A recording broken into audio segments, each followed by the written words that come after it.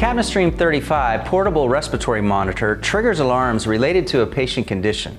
Alarms alert the healthcare provider that the patient's condition is beyond predefined limits. It also gives alarms for equipment errors. This video will discuss these alarms.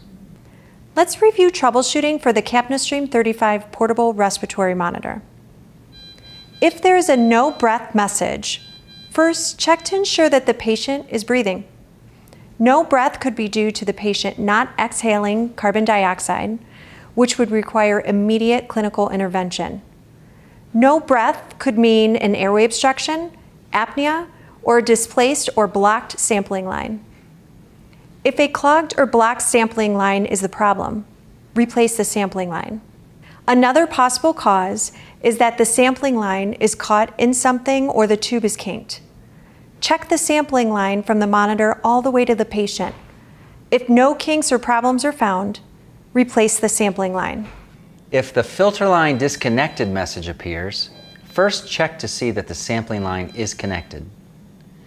If the pump is not working and there are no entitled CO2 or respiratory rate readings, check that the sampling line is properly connected.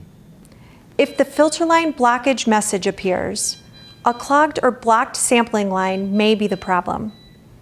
The sampling line should be replaced if blocked. If you see a low entitled CO2 value, it may be due to a mechanically ventilated patient who breathes spontaneously. This typically requires no action.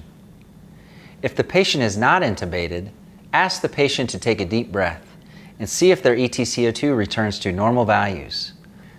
Low EtCO2 values may also be caused by hyperventilation. Other reasons may be from shallow breathing or low tidal volumes. This is most common in post-anesthesia recovery and in procedural sedation areas such as GI or cath lab. Also check for connection and line leaks to the patient and correct if necessary.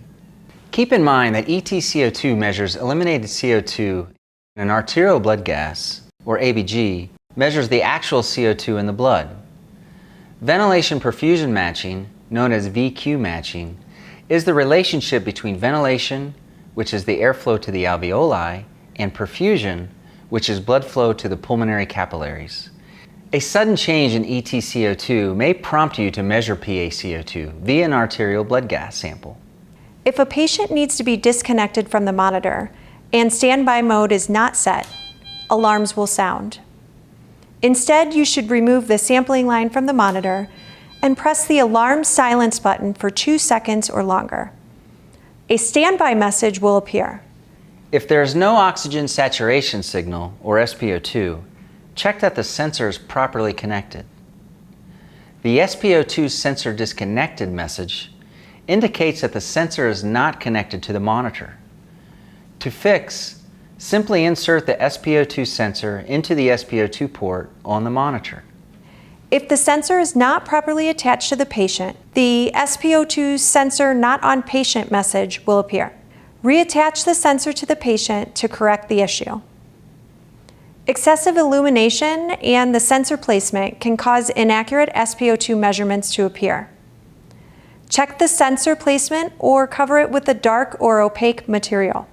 The Capnostream 35 monitor does not require calibration in between patients, only once every 4,000 hours of operation or once a year, whichever comes first. However, if the calibration required message appears, contact your biomed team. Please also consult the Capnostream 35 Quick Reference Guide, which covers waveforms, troubleshooting, and other useful tips. This concludes our troubleshooting review. Please visit our website for more information.